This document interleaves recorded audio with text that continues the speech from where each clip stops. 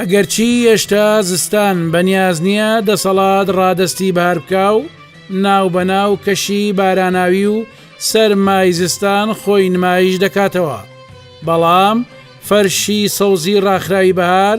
دنیای داپۆشیوە لە هەر کوێک کوێرەکانی و کارەزێگە بێ و ژیاوەتەوە و چەمەکان هاژەیان دێ. کەشی زاڵی بەهار نیازێتی و دەیەوێ پێمان بڵێ زستان هانیدام ماوەیەکی زیێدەتر لە لاتان بمێنمەوە.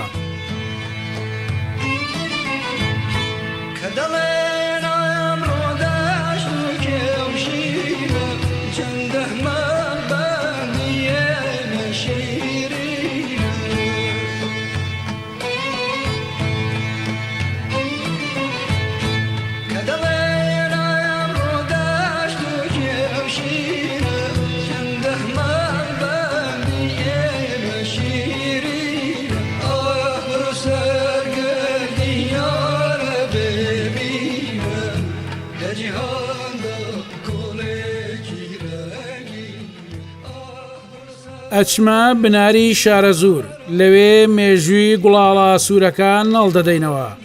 وەکو یەکەمین TV کوردی لە دوای ڕاپەڕینەوە ڕوو دەکەینە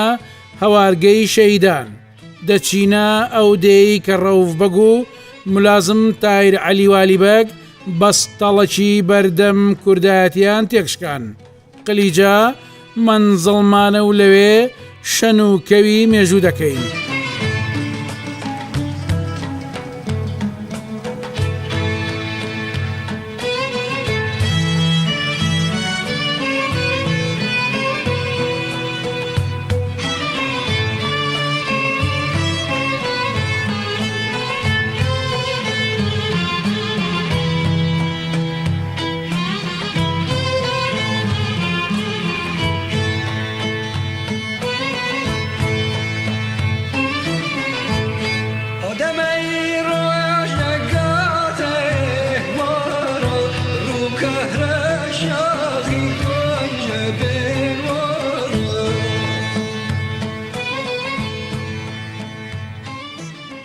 دوو دێنشینی چست و چالاک دیار بوون بە دیار پاسەوانی ڕانەمەڕەکانیانەوە سەرقاڵی گفتوگۆی خۆیان بوون. یەکێکیان بە تەمەنتر دەینواند و گۆچانێک گاوسەنجی جەستە و ڕێڕۆشتنی ڕاگرت بوو. پێم خۆش بوو بچمەلایەن و هەندێک گفتوگۆ بکەین لەگەڵ بینینی مندا کەیف و شادی لەسەر ڕوخساریان خۆینوان. ئەوان وتیان نەممەڕ و ماڵاتە هیدەی حاصڵە گۆچان بەدەستەکە لە شەڕی نەگریسی ناوخۆدا بریندار بووە و وەک خۆشی دەڵێت سەر بەرزم ئێستا نانی گۆچانەکەم دەخۆم.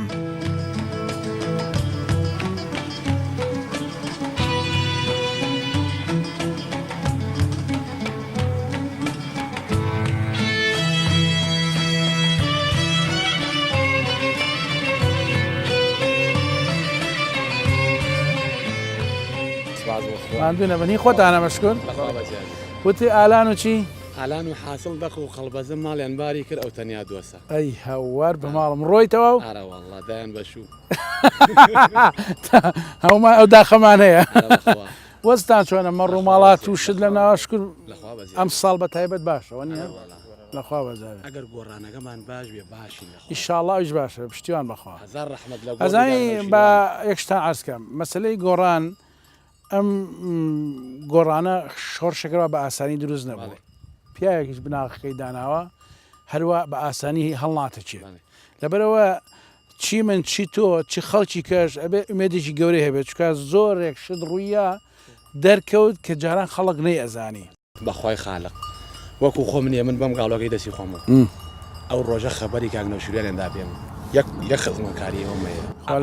بمردایە و باوکم بمردایە خوالێ نەسە ئەوە پێم ناخۆش قەزا لە من هەمووان وابێ منیشاڵێم خۆزگا منیش و ماڵ و مناڵیشم وایە بەس کاک نەوشیروان نەبووە لە شەڕی ناوخوا قاچم پەکشکانێتی پێشمەرگە یەکێتی بوومە ئەی هاوار قەسەم بەخوا ڕەفیقم هەیە ڕەفیقمان هەیە من شوانم ێستا حاڵی 250 نییە بۆ ئەو شە گۆڕان نیم بەس لەبەر خاتریوە دڵی خۆم کاک نەوشیروانی خۆشگەرەکو یەکێتیش بووم لەبەر خاتری کاک نەوشیروان یەکێتی بووم قسم بو خالقه هەمومان وا بوو اما قسمتي لە عغەیبی خوا بوو من دەلێرام دەبدەقی وەڵا بەتەچیدا خوا ئەزانێ ئەو ماڵمان هەیە جاشە قەسەم بۆ خوا جاش بووە معاشەکەی لە باوکیشم زیاترە باوکم ئەیلولە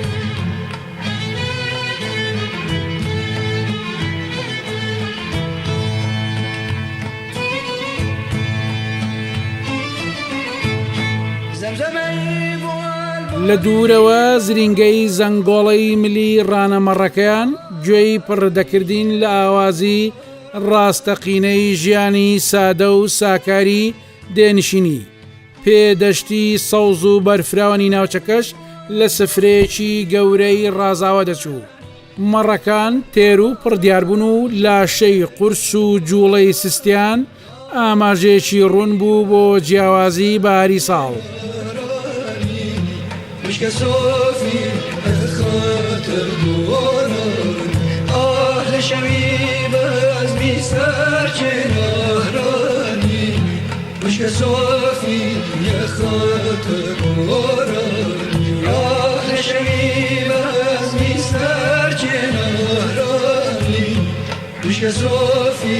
يا خاطر دوران کاکە چۆنە؟ ئەوان دوو شوانی دەی قلیجە بوون و ئارام ئارام لەگەڵ ئاوازی ڕێڕۆیشتنی مەڕەکاندا هەنگاویانەنا دیدار و گفتوگۆی ئەوان ئەوەی درکان کە کەش و ژینگەی خاوێنی دەهاتەکان ژیانی سادە و بێگرێ و گۆڵی دێنشینەکان مرۆڤ ساغڵەم دەهێڵێتەوە کاتێکیش دەربارەی جیاوازی ژیانی دێهات و شار پرسیمان ئەوان ڕاستەوخۆتیان ژیانی لادێ خۆشترین ژیانە هیچ شتێک ناچارمان ناکات دەست بەرداری زێدی ڕاستەقینەی خۆمان بین خۆتانەشکر ینی ئێوە شوانیایی خۆشان دەی باشە لەخوا بزار خۆشم ناو خوا ئەو شاخە کوێ ئەوە کوێخە کێوە ئاسنین کێوە ئاسین هەر خەڵکی نەنێوە قلیجە خۆیوانە ئەی خەڵکی ئەو بەرین بێژین نەسەرجار نەسەرجە ئەی چۆن هاتوون لێرە دانیشتون ئانی لە کۆنەوە لێرە زووا لێرێن خوا شوانیش خۆشە بەس شمشاڵەشت لێ نادەن نازانن چی بەسەراتێکی خۆشی شوانی هەیە هیچ چەند ساڵە لای مەڕیت من تەمەنم حیواناتەوە کردو تەمەنی لەگەڵ حیوانات تەواو کردبێ خۆ ئەبێ بەسەراتێکی لابێ ئەوە نیە لەم شاخە تووشی چی ڕووداوە بووی چی گورگێک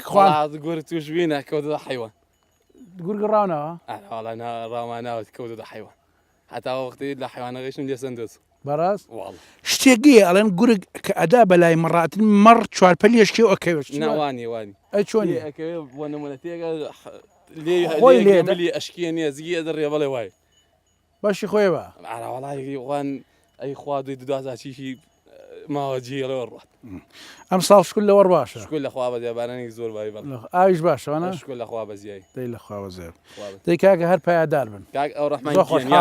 قوربانتان کاکە لەشتان ساغڵێ قەزاتان لە من لەشتان ساغڵێ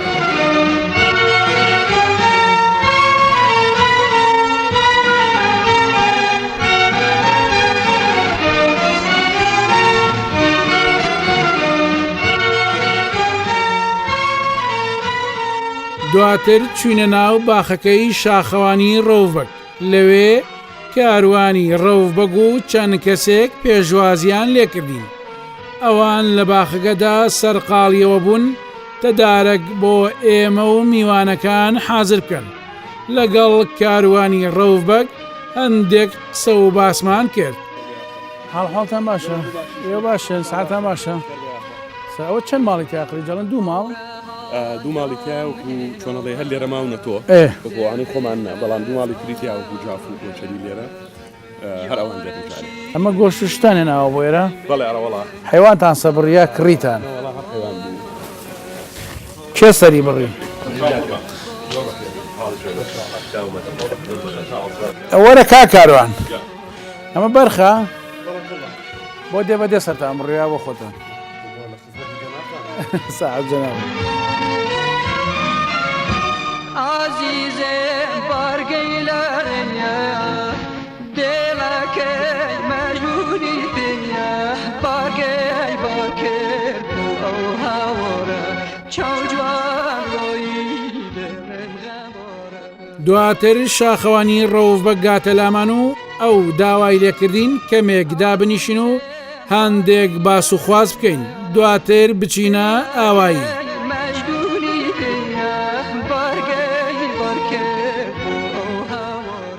لە هەموو شۆشەکانی ڕابردوو خەڵکی قلیجۆ و میرەدێ مشارەکە و بەشداری زۆر گەورەیان کردووە لە هەموو شۆرشەکانی ڕابردوو یعنی شۆرشێک نییە لە سەرەتای دروستبوونی ڕزگاری خوازی یعنی ئەوەوە خەڵکی ئەم مەنطقەی ئێمە ینی بە میرەدێ و بە قلیجە شۆ مشارەکە و بەشداریان تیانەکرد پرسیاری ئەوم کرد چەند شەیتانێت جگە لە باوکرد ئەوەی کە هەبێ لە قلیجە شەهید زۆرە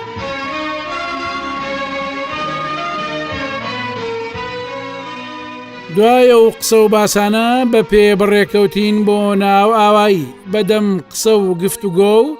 گێڕانەوەی ڕووداوەکانی دێ هێواش شێواش گەیشتینە ئاوایی هەندێک خەڵکی دێکەشمان بینی سەرقاڵی کاروباری خۆیان بوون دل بیقراره آزیداره هواره با طلب ناز داره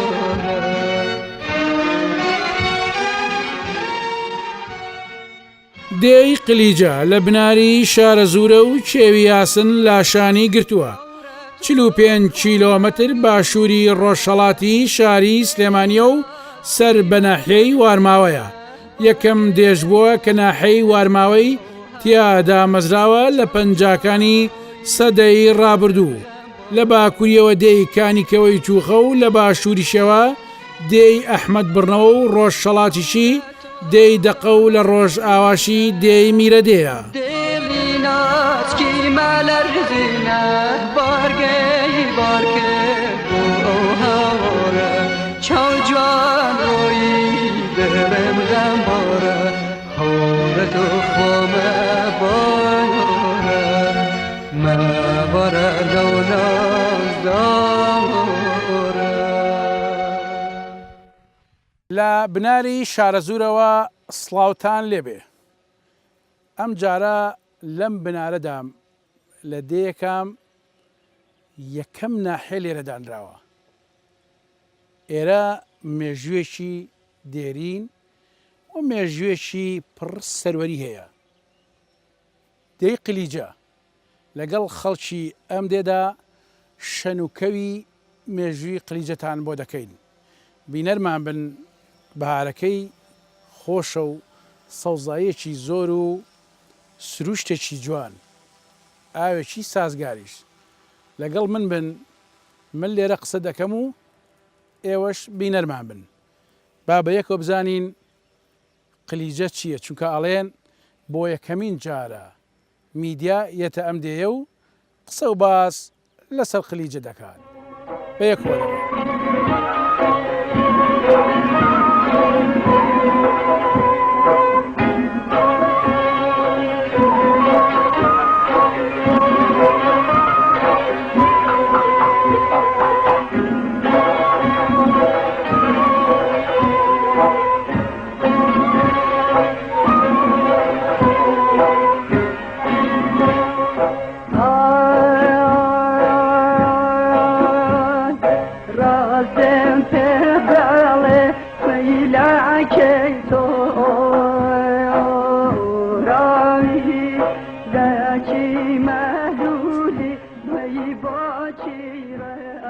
قلیجە مێژوێکی دێرینی هەیە وەک باز دەکرێت پێش هەزاران ساڵ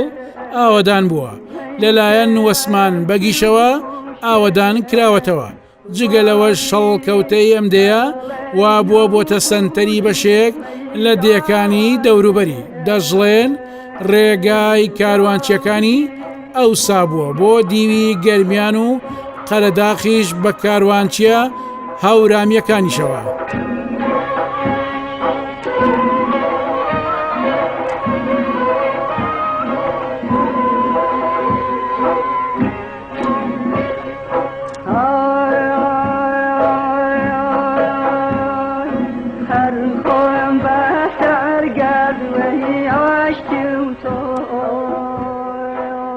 ئەم دەیە لە هەموو زەمانێکدا دەوری کاریگەری خۆی هەبووە لە سەردەمی دەوڵەتی عوسمانیدا تاکو و ڕوخانی ڕژێمی عراقی سەدام حوسێن قلیجە بۆتە سمبۆڵی بەرخۆدان و قوربانیدان بۆیە وەک قلیجیەکان دەڵێن زیاتر لە 11 شەیدیان هەیە کە بەشێک لە شەیدەکانیان سەرکردە و فەرماندە بوون.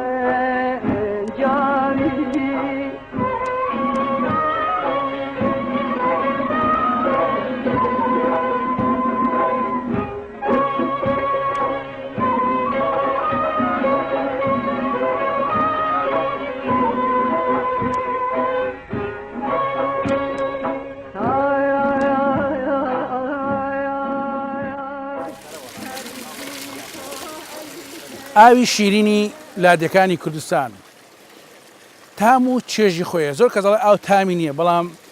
بەڕاستی کەیتە سەر کانیەکی دێکانی کوردستان قومێک ئاو ئەخۆیتەوە زۆر تایبەتمەندی خۆی هەیە من بەندە وەکو عەبدوڕەحمان چێژی تایبەتی لێوەرگرم ئێستا ئێمە لە دەی قلیجەین کە زیاتر لە 40 بۆ 50 کیلۆمەتر باشووری ڕۆژهەڵاتی شاری سێمانی کەوتوین دەیەکە نمونەیە تا ڕادێک لە جوانی و نمونەیەکە لە قوربانیدان و ئەژڵێن بە دێی شەیدان ناستاوە حەزم کرد لەسەر ئەم سەرچاوی ئاو کانیە کە ئاوی یاکانی قەڵبەزەی پێڵێن قەڵبەزی پێڵێن گفتوگویەکەکەم لەگەڵ دێنیشتنانی ئێرە و خەڵکی ئێرە لەسەر مێژوانە.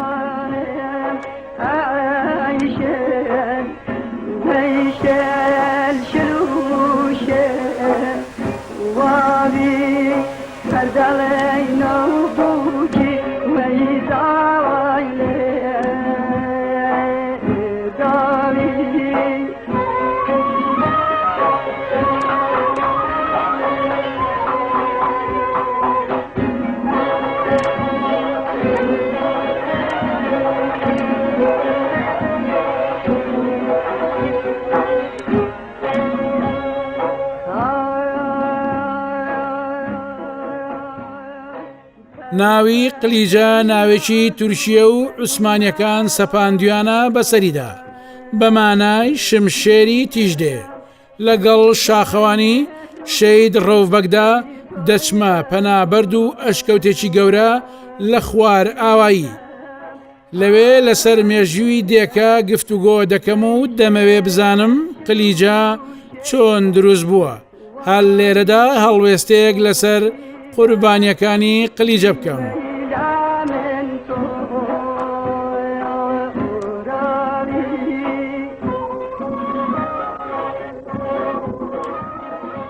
کاک شاخەوانی ڕەوبەک سواز بۆ جەنابەت سواز بۆم خەڵکە بەڕێزانە ئەمڕۆ ئێمە لە قلیجەین. بەڵێ خێربێ باسێکی قلیجەم بەو کارەوە باسێکی سەرەتایی ئەم دێ چییە چۆنە؟ بەڵێ سەرەتا بە خێراتنێکی گەرمتانەکەین زۆر بەخێر بێن هاتنی جەنابتان و تیمی کەناڵی کێنێن و بەرنامەی دێ بە دێ و جەنابتان زۆر بەخێر بێن من بۆ خۆم ئەمەیە سەرەتا شتێک بە جەنابتان بڵێم بە یەک مەسافە هەموو دێهاتەکانی سنووری شارەزور و هەڵەبجە و وارماوە بۆ من وەکو یەک وایە هەموو دێهاتەکانی ئەم مەنتیقە بۆ من قلیجەیە بۆ من میرەدەیە چونکە لای من هیچ جیاوازیەک نییە ئەوەی کە پێم کراوە لە ڕابردووە بە یەک مەسافە یعنی لە ڕووی خزمەتەوە لە ڕووی جۆرێک لە عەدالەتیوە جۆرێک لەوەی کە ئیتر ئینسان بتوانێت بە یەک مەسافە خزمەتی هەموو شوێنەکان و هەموو دەهاتەکانی ئەم مەنتیقە بکات لە ڕابردوو درێخیمان نەکردووە و درێخیش ناکەین من جەنابتان هاتوونەتە قلیجە لەسەر تاریخی قلیجە ئەمەوێ شتێک بۆ جەنابتان باسکەم و ڕوونکردنەوەیەک لەسەرەوە بم قلیجە زۆر کۆنە تاریخی قلیجە تقریباً ئاوەدانی قلیجە و ئەوە تقریباً ژیان لە قلیجە پێش 1000 ساڵ لەمەوە پێش هەبووە یعنی قلیجە پێش 1000 ساڵ لەمەوە پێش ئاوەدان بووە بەپێی ئەو معلوماتانە بەپێی ئەو سەرچاوانەی کە من زۆر بە دوای تاریخی قلیجە و میرەدیا گەڕاومەوە و سەرچاوی زۆرم لایە کە قلیجە 1000 ساڵ پێش ئێستا ئاوەدانی تیا بووە ئەوەی کە هەیە قلیجە دەیەکە لە ڕووی نیشتیمانی و نەتەوەییوە هەمیشە لە هەموو شۆڕشەکانی ڕابردووە باجی زۆر گەوری داوە یعنی قوربانی زۆر گەوری داوە خەباتی نیشتیمانی و نەتەوەیی لە قلیجە ئەتوانم بڵێم سەرقافڵەیە باشە سەرقافڵەیە بۆ ئەوەی بتوانین ینی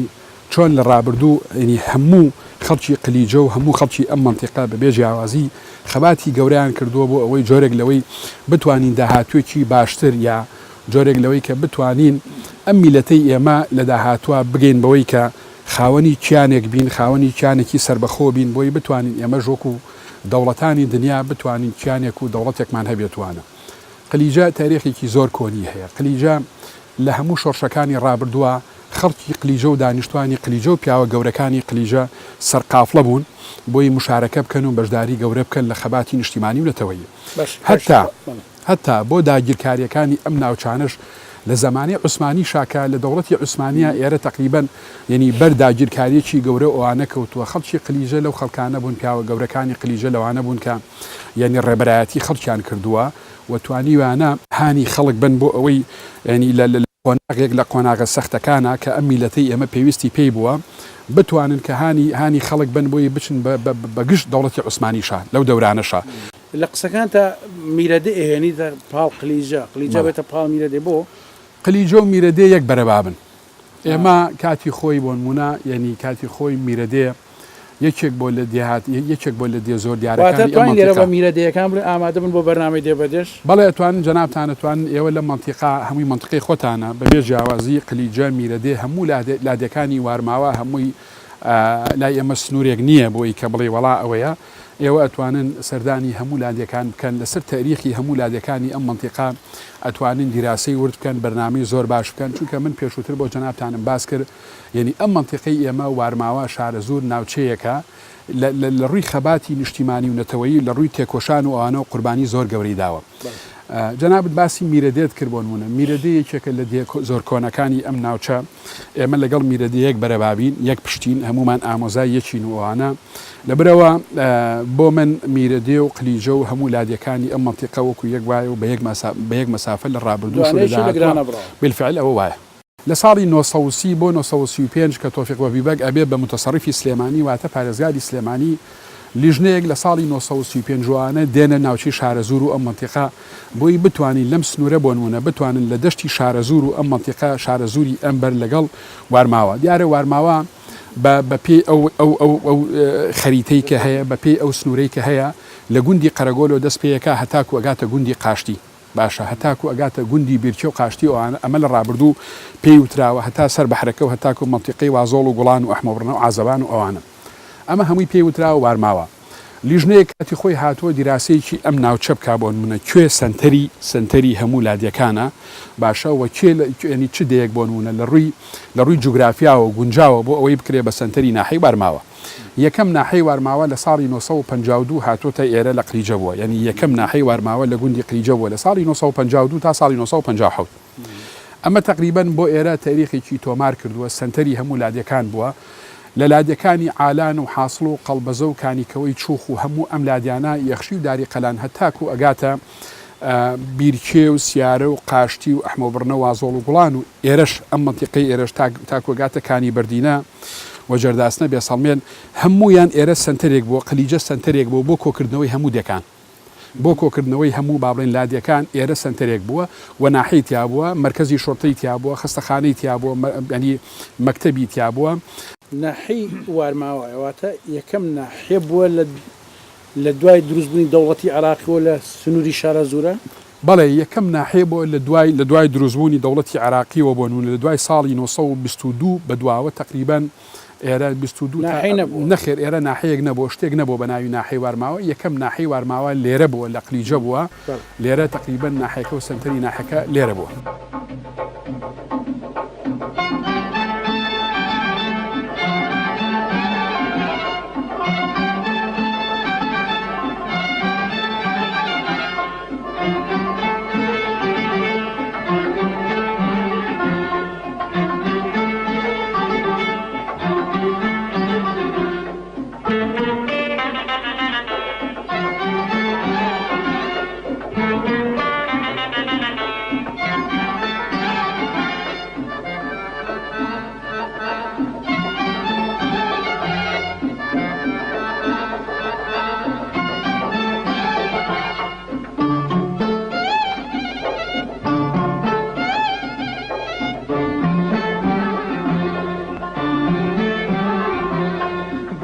بهاری روزار بهاری روزار منیشی خستا کجوچه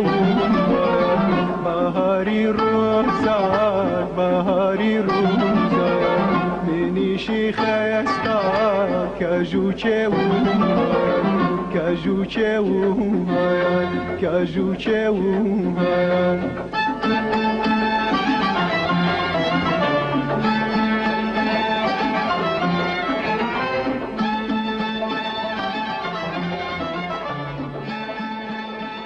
دوای نسکۆی شۆڕشی ئەیلول خەڵکی بێهیوا دەبن لەو کاتەدا شەید ڕەوبەگ و چەندین کەسایەتی تر ڕوودەکەنەوە شاخ و دەست بە خەباتی چەکداری دەکەنەوە. پێش ئەو زەمەنەش قلیجە هەڵگری ئاڵای ئازایەتی و مەردایەتی بووە و خاوەنی چەندین شەید و خەباتگێر بووە. شەیدانی ئەمدەیە بریتین لە شەید ڕەوبەگ کە ئەندامی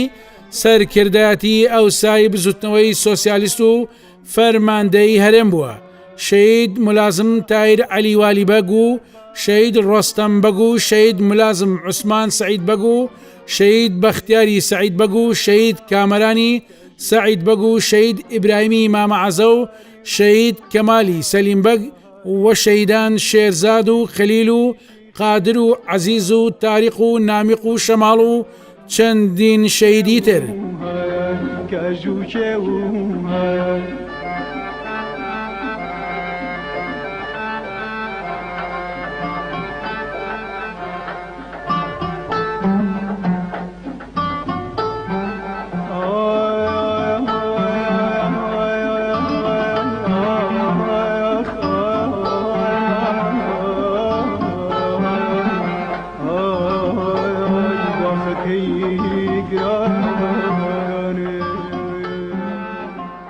من کاگە ڕەحمان باسی تاریخی قلیجەم بۆ کردی. قلیجە لە هەموو شۆڕشەکانی ڕابردووە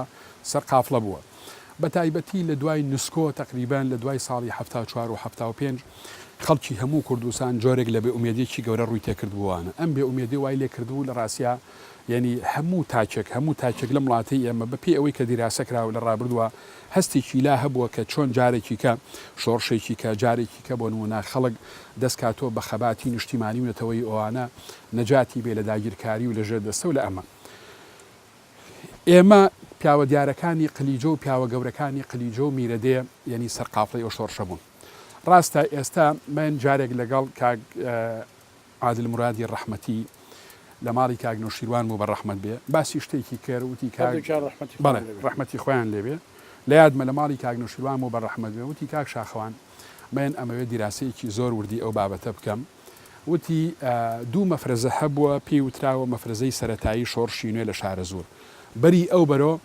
ئەوەی کە هەیە بۆ نمونە ئەو برادرانەی تقریبان با بڵێن ئەو برادرانن کە مەفرە سەرەتایەکانی ئەو بەرۆ بوون لەبەری ئەم بەریش و هەتاکو ناوچەی دەربەنی خان باشە شارە زۆری ئەم بەرۆ تا ناوچەی دەربەنی خان و وارماوە ئەوانە لێرەش مەفرەزەیەکی سەرەتایی تر بۆ نمونە لێرە هەبووە لە سەرەتای دروستبوونی شۆڕش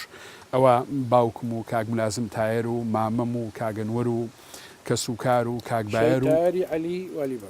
بەڵێ شەیتاری عەلی والیبەگ ئەندامی مەکتەبی سیاسی حیزبی سۆشیالیست بوو ساڵی 82 لە کارەساتی قەندیل لەوێ شەهید بوو. کاکتار یەکێک بوو لە پیاوە زۆر باش و دیارەکان لە شۆڕشی کوردیە لە حرەکەی کوردیە و جگەنە ئەزمموی پێشتیشانە بۆ لە شۆڕشی بەڵێ بەتەکیید باوکم و کاگونازم تایر ئەزمونێکی زۆر باش و گەورە و تەجروبەیەکی زۆر باشیان هەبووە لە کاری سیاسیە لە کاری لە هەموو لە شۆڕشەکانی پێشوو کە پێشووتر لە شۆڕشی ئەیلولا مشارەکەیان کردووە و من بۆ خۆم ینی ئێمە لە قلیجە بە یەک مەسافە هەموو شەهیدەکان شەهیدی هەمومانن هی کوردستانن بەبێ جیاوازی و یەکەم مەفرەزە کە لە منتیقەی شارە زووری ئەمبەر لەگەڵ وارماوە تا دەربەنی خان ئەوە باوکم و کاک منازم تایار و کەسوکاری ئێمە ڕێبەرایەتی و مەفرەزایان کردووە سەرپەرشتی ئەویان کردووە دوجار ئەم مەفرەزە و ئەم مەفرەزە کوردە فراوان بووە گەورە بووە یعنی ئەوە جگە لەوە بۆ نمونە چەندین پێشمەرگەی قارەمانی وەکو شەید حەمەنەگڕیشیان لەگەڵا بووە و ئێمە ئەمانە تقریبەن مەجموعەیە خەڵکی پیاوی بەهیممەت و پیاوی ئازا ئەوانە بوون لەم سنوورا کە توانیوانە ڕێبەرایەتی ئەوە بکەن کە توانیوانە جارێکی کە یعنی ڕۆحێکی کە بۆ نمونە بە خەڵکی کوردستان بنەوە جارێکی کە گڕوتینێکی کە بە خەڵکی کوردستان بنەوە بۆی حرەکەیەکی کە جوڵەیەکی کە لە هەرێمی کوردستان لە عەفو العێراقا دروست ببێتەوە ئەوانە بۆی خەڵکی کوردستان بێئومێد نەبێت لەو بێئومێدیە دەربازی بێتوانە ئەوەی کە هەیە لە لای ئێمە لە گوندی قلیجە ئێمە خاوەنی 12 بۆ 13 شەهیدین بەشی زۆری شەهیدەکان شەهیدی سەرکردە و فەرماندەی دیار و گەورە بوون لەبەرەوە ئەم شەهیدانەی قلیجە کە کۆمەڵی شەهیدی زۆر باش و ئەوەی تیا بووە ئەمانە بە یەک مەسافە بۆ ئێمە وەکو یەکوان ئێمە شەهیدمانەیە لە شەڕی ئەنسار و لە شەڕی جوند و ئەوانە شەهید بووە و خەڵکی قلیجەیە ینی شەهیدمان هەیە لەم منتیقا یعنی ئەتوانم بڵێم قلیجە و قلیجەیەکان و ئەم منتیقە لە ڕاستیە ڕێبەرایەتی زۆر گەورەی هەموو شۆشەکانیان کردووە. رنگ زردوی و سرشین درون پیداگر با عنایم شادی و با مهنایم صد رنگ زردوی و سرشین درون پیداگر با عنایم شادی و با مهنایم صد جرگیم لید لدا وکیلی نایم آواد اخبو دلی سوزگ بومی بباید بومی بهاود بومی بهاود بهاری روزا بهاری روزا منی شیخ استا کجوچه بهاری روزا بهاری روزا منی شیخ استا کجوچه کجوچه کجوچه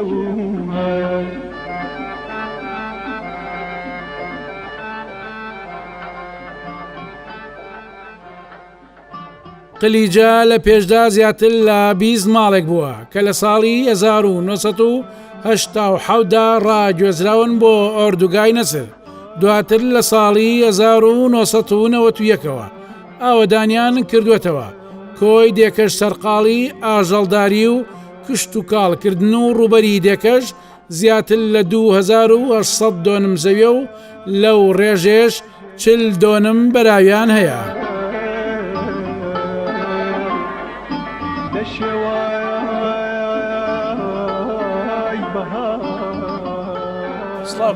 سڵاو لە جەناب بەخێر کاکە تەزبیحەکەی توی جوانە بەڵام منیش تەزبیحم زۆرە سێ چوار تەزبیحم هەیە ئیتر ئەم بەیانێ ئەمە لەسەر مێزەکە بوو ها بەدەم دەستمەوە قسمە گیرفانم جەنابیشتان دەست پێشخەرێکتان کردووە تا ئیساتەیە هیچ کەناڵێک لە ئەم کەناڵانەی هەرێمی کوردستانە نەهاتووەتە ئێرانێکەوە ئەم شوێنە ئەم سروشتە جوانە ببینێ ئەم لانکەی شۆڕشە ببینێ قلیجە بەرنامەی تیان نەکراوە قلیجە هەتا ئیسەی ئەوەی کە تیان نەکراوە نەوەڵاتیان نەکراوە ئەم شوێنەیش پێ شانازیەکە بۆ دێبەدەگەڕایەوە ئێمە شانازیشی پێوەکەین یاخوا بە خێر بێن سەرچاوم چکەم ڕچەکە ئێوە شکانتان بۆ کەناڵەکانی تر بۆ میدیاکانی تر ئەم شوێنێش کە لە خزمەتی جەنابتین و ئەم خزمانە لێرانێ کۆبینێتەوە ئەمە پێڵێن چەمی قەڵبەس کانی قەڵبەس کەیتر پێشتر جەنابیشی لێ پێم وایە هەر تۆزی ئاو خواردۆ جەماعەتیش و بانگ کاکە بڕم کۆنە پێشمانەوە بە ئاو بخۆینەوە ئەم شاخامە هیچ یادگاریەکەیە لای ئێوە لێرە مەسەن بێن کۆ بێتنەوە بەتابەت بەڵێ لاوینانە خۆش فێنک وەڵاهی کاک عەبدوڕەحمان ئەم ئەشکەوتەکە لە ئێرانیا بووە بەڵێ دیارە وەختی خۆی خەڵکی لادیەکان لەو سەردامەی بڵێن لە دەوری هەفتاکان و هەتا بڵین لە شەستەکانی بەرەژوور و دیارە تەزوی کارەبا نەگەشتۆ بە لادیەکان خەک لەوانەیە لە مانگی ڕەمەزانە هاتبێ لێرە ئیسراحەتی کردبێ پیاوە پیرەکان بەڵێ ئەمجا ئافرەت هاتبێ بۆ حیوان دۆشین و بۆ ئەو شوێنانە لە ئێرانیا دانیش بێت حیوانی ژمۆڵی داوە بڵێ من خۆم بینیمە هاتون لێرە حیوان وشت بە هاوینان مۆڵی داوە بەهارا بەڵێ ئیتر لە ئێرانیا تۆ ئەنجومەنی دەی بەڵێ قوربان باسیی ئاوەدانی دێم بۆ بکە چەند ئاوەدانە چیەکەن چیناکەن سەرقاڵی چی کاک عەبدوڕەحمان ئەم لادەی ئێمەش دیارە یەکەمین لادێ بووە ئەوەی کەوا لە ساڵی 1970 ئەم لادیانە ڕژێمی بەعز ڕایگوێزا بۆ کۆمەلگاکان ئێمەش لەوانە لە یەکەم دێبین کە ئێمە چونە مجەمەعی نەسر وەڵا ئەو کاتە حدودی 25 ماڵێک بووین چونێنە لە مجەمەعی نەسر بین چەند ساڵێک دوای ئەوەی کەوا ڕژێمی بەعەس تیاش و نەما حکومەتی هەرێم پێکێنرا هاتینەوە بۆ لادیەکان دەستمان کرد بە خانوو نەک بڵێن خانێکی ئاوە وەڵاهی ئەمە ئەو کاتە تقریبان دەوری 20 ماڵێک هاتینەوە 20 ماڵێک هاتینەوە و ئیتر لەیرە زۆربەی خەڵک سەرقاڵی کشت و کاڵ و حەیوانداری و ئەوانە بووە ئەمە وەکو گوندی قلیژە 2700 دوێنمان هەیە 2700 دوێنمانەیە ئەم 2700 دوێنمە خۆمان کردمانە بە دوو کردووە بڵێن لە ناو خۆمانە چینێکی ئەەکەین بە کاڵک بۆ ساڵێک چینەکەی تریشی ئەەکەینەوە بە گەنم و جۆ هەم ساڵی ئاینداوەی کە کاڵەکە ئەیکەین بە گەنم و ئەیکەین بە گەنم ئەوەشی کە گەنمە ئەیکەنەوە بە شوێنی کاڵە بەراویشمان هەیە بەڵێتانێ بەراوەکانەوەی کە هاتینە ناودێ ئەو عەرزی جەنابتم کردوتم ئەو بەراوەکانمان هەیە شت دوێنم بەراومان هەیە چیە چێرن وەڵاهی ئێمە کۆنا و ئێستا بەڵێ وەڵاهی لە کۆنا کاک عەبدوڕەحمان من وەختی خۆی باوکم باسی کردە خۆ ئافریکایەخوا ئەی وەختی خۆی کەتان کراوە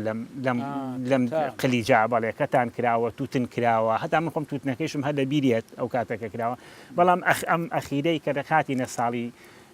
بڵێن 1970 ئەو ناوە دەستمان کرد بە مەرەزەکردن مەرەزەیەکی چاکمانە بەردەوامە بۆیە ئەو شکەکە قوربان ئەم ئاوە بەردەوام هەیە هەر هەیە نەوەڵاوش بوونمان پێوە نەبینیە بەس کانیەکە مستەمر هەیە بەڵێ وەڵاهی داواکاری ئێمە ئەوەیە کاکە ئێمەیش داوا لە حکومەتی هەرێمەکەین هاوکارمان بێ یارمەتیمان بدات چی لە ڕووی کەرتی کشت و کاڵیوە چی لە ڕووی ئاوەدانکردنەوە ئەو کەرتانەی کە باست کە کەرتی کشت و کاڵی ئەمە هۆکار نایە بۆی کە دیەکان زیاتر ببوژێنەوە بە تاکید بێگومان کاکە چۆن کاک عەبدوڕەحمان ئیسا ئەگەر من بەیانی ئەگەرەکو من حکومەت و خاتە بەردەسم بڵێ کاکە وەرە ئەم زەویە بۆ نمونە بکە بە تووتن بیکە بە تەماتە بیکە بەچی ئێمە هاوکارتین بەرەبوومەکە لێ وەرەگرین ئەوە زیاتر هاندەرێکە بۆ هەموو کەسێک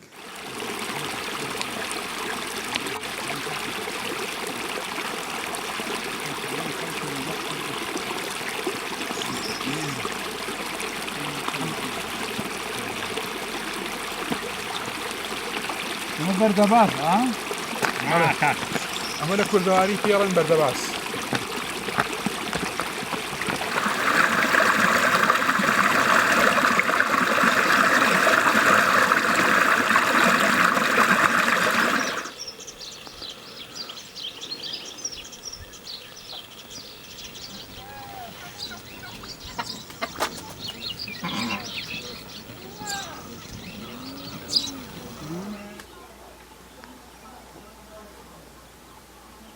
دوایەوەی لە ساڵانی پەنجاکانی سەدەی ڕابردوودا لەم ناوچەی شار زوورە یەکەم ناحەیەتە قلیجە لە دوای دروستبوونی دەوڵەتی عێراق واتە یەکەم ناحەیە کە دروست دەبێت لەم سنوورە لە قلیجە ئەبێ چەند کەسایەتێک کە زۆر گرنگە خوا لیان خۆشە نەماون زەرورە ناویان بێنم لەم بینای خوێندنگا کەسات یاوەستاوم یەکێک لەوانە کەریمی مەلاحسێن بۆتە کارمەندی ئەم خوێندنگاتمان کاتە ناحێ بۆ خوێندنگای تیا دروست کراوە دووەم کەس حەمەی مەلاحسێن کەمان دوو برابوون ئەیش بۆتە کارمەندی نەخۆشخانە یعنی ئەم کەسایەتیانە لەو کاتا بوونەتە موچەخۆری حکومت گرنگی خۆی هەبووە لە ناو دەیەکا و موچەخۆری حکومت بیبی بە کار بەدەست و کارمەندی حکومت گرنگ بووە کەسایەتیشی دیکەی کە لەم دیا زۆر گرنگ بووە و کە دەوری کاریگەری و خزمەتکاری دیەکە بووە عەزیزی خوامراد بووە ئەم پیاوە زۆر خەمخۆری ئەم دێ بووە هەمیشە بە تەنگ دێکەوە بووە ئەڵێن کارێکیکەی ئەم پیاوە حەزی لە ڕاوشکار بووە هەمیشە دیارە لەو شێوانە بۆ ڕاوشکار کە ئەمە کەسایەتین خزمەتی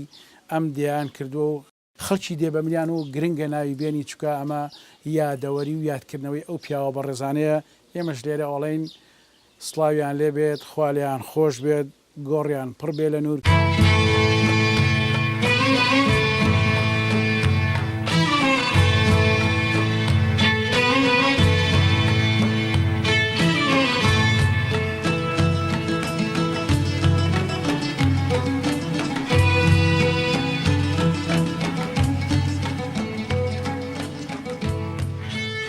بەشێک لە ژیانی دەهاتیەکانی کوردستان دەکرێت چەندین چیرۆک و پند و وانەی لێوەربگیرێت ئێمەی بەرنامەی دێبەدێ دەچینە هەردەیەک ئەزمونێکی نوێ لە ژیان فێر دەبین، ئەزمونێک بۆ خۆڕاگری و ئەزمونێک بۆ زانست و فێربوون و ئەزمونێکیش بۆ خەبات و قوربانیدان. ئەم جارش لە دەیقلیجە ژیانی دایک و باوکێکی خۆنەویست بۆ جێگەی سەرنجی ئێمە. ئەم ژن و پیاوە ماندووە منداڵەکانیان بە زەحمەت و مەینەتێکی لە ڕادەبەدەر پەروەردەکرد تا گەیشتنە ئەوەی بەشێکیان خوێندن تەواو بکەن. باوکێک تەنها بەکاری ئاژەڵداری و کشت و کاڵکردن بەبێ ئەوەی 1 دینار موچەی حکومەتیە بێ 5 کچ و 3 کوڕ پەروەردە دەکا و خوێندنیشیان پێتەواوەکە.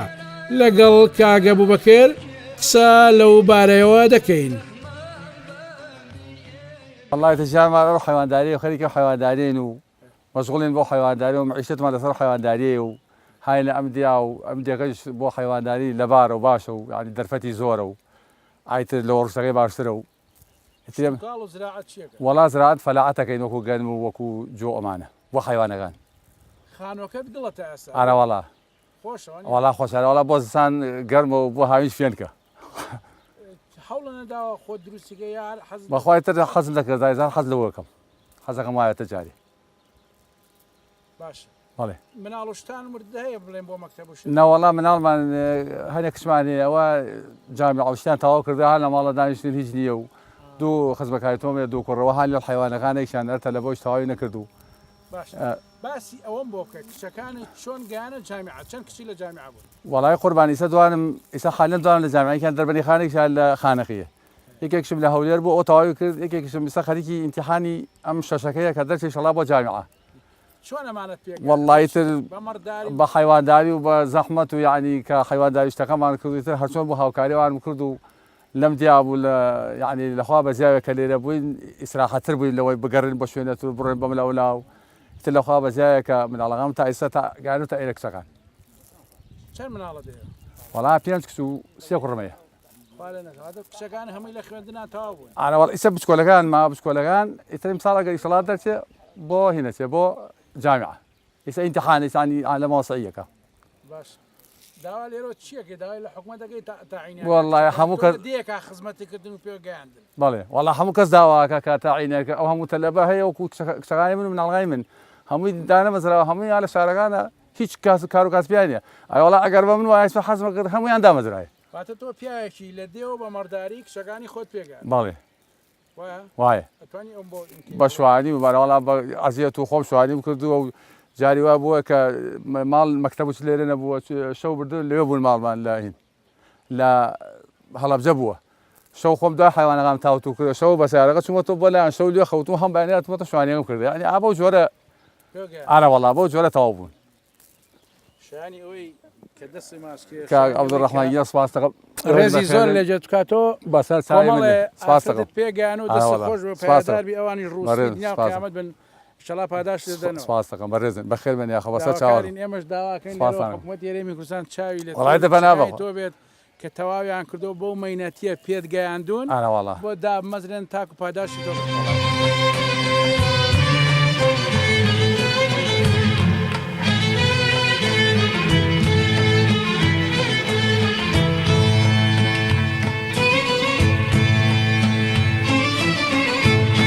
زمزمي بالبالي باراني ورده باراني جرد وراني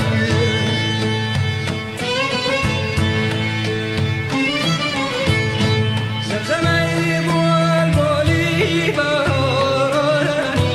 ورده باراني جرد وراني يا شعيب اسمي سرجي أما دوية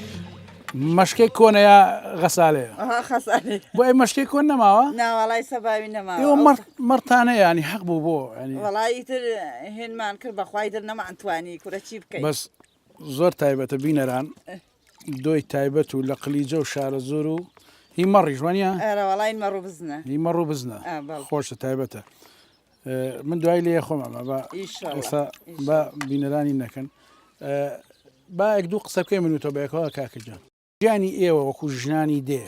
چەند ئەرکتان قورسە خەریک حیواندارین و ئەرکمان هەیە و ئیتر چی بکەین ژیان نییە چی تۆیەکێکی لەو شاژنانەی ئەم دەیە چەند کچێکت پێگەیاندۆ بە خوێندن وایە چی بکەین مادومی لە چەند دڵت خۆشە کچەکانت گەورە بوون و خوێندنی زۆر دڵم خۆشە کە گەورە بوون و پێگەی ئەرە بەخ لێرەوە داواکاری تۆ چییە بۆ حکومت مەسەن سایەکێک لە کچەکانت بینی ئەڵێ پەیمانگام تەواو کردو بەشی گەشت و گوزار ئەبێ قلیجە بکەینە شوێنێکی گەشتیاری گرێ داواکاری داوامەوەی ئاوڕێکەمان لێ بەدەنەوە و مناڵماندا مەرزیە و بۆ خۆمان ئیمەش بکەوینە ئیسراحەتەوە خۆیتر ناتوانین تاون بەس نابێ واز لە ماڕ و ماڵات بێنن بەخوایتر هەتاکو بتوانین خەریکەوی ئینشاءڵڵا قورسە ئەرکتان وانە بەخوا قورسە کچەکان کە ئەیان خوێن مەسەن هاوینان ئەهاتنەوە وەکو خۆتان ئیشانەکە لەگەڵتانە ئەرە وڵا ئیشیانە کرد بەزیتر سەعی و چتیان بوو بەخوا کەم ئیشیان کرد هاوکاریان بوو ئەرە وڵا هاوکاریان بووین ئەی چی بکەین وتین بەشکەم بوو بن بە چتێ بۆ خۆیان ئێمە هیچ ئیشاءڵڵا ئابن پشتیوان بخوا دەی پایداربی ڕوسپی بدادە ئاسکەجان لەشتی ساڵڕۆمان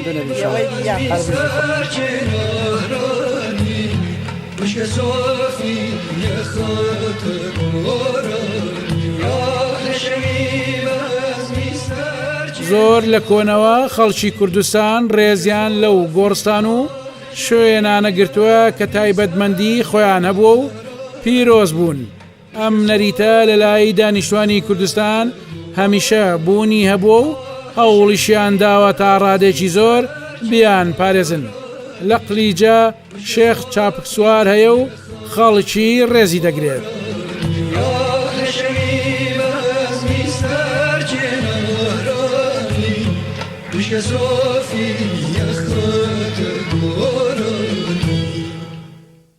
سروشتێکی دێهاتیەکانی کوردستان ئەوەیە زۆر ڕێز لە گۆڕستان و لەو گۆڕانش بە تایبەت دەگرن کە ناوی شەخص و ئەسحابەی پێوەیە. چاپک سوار لەبەر ئاوایی قلیجەدایە. ئەوە تا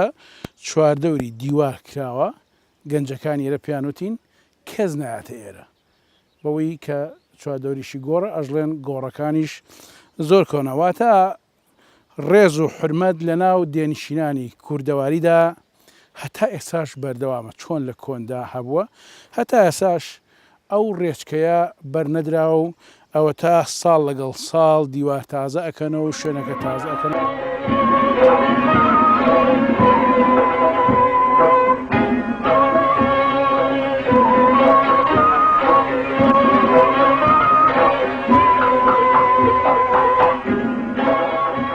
گەنجین خەریکی ئیشی کشتتوکاڵ و حیواندارین و هەروە بێتەوە بڵێن ئێواران کۆ بینە و بۆ یاری و دۆمینە و هەرا و چەند بەلایەکتیانی دۆمینۆشتەکە نێسا بەڵێ بەڵێ ماندوو نابن بە ڕۆژ حیوانداری وەڵی ڕاتوین لەسەری کێشەوان نیە بەڵێ بەڵێ ژیانی لادێ تا چەند ژیانێکی خۆش و شایستەیانی بەوەی کە ئینسان حەزکار لە لادیا بژی وەڵاهی کا عەبدوڕەحمان ژیانی لادێ زۆر زۆر خۆشە ینی بەڕای من زۆر لە شارەکان باشترە و ینی هەم ئاوهەوایەکی پاک و هەمیش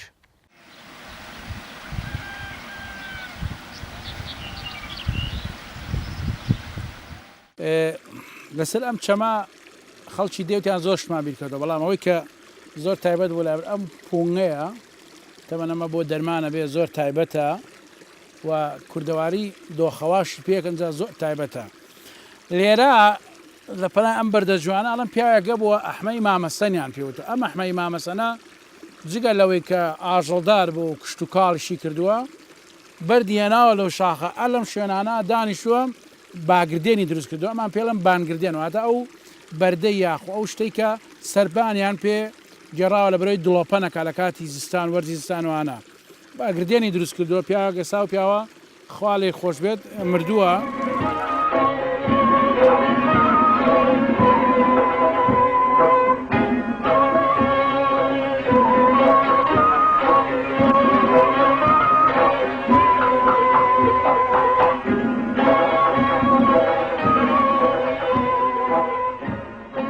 کاتێک ناوی قلیجە کەوتە سەرزار ئیدی خەیاڵ و ئەندێشە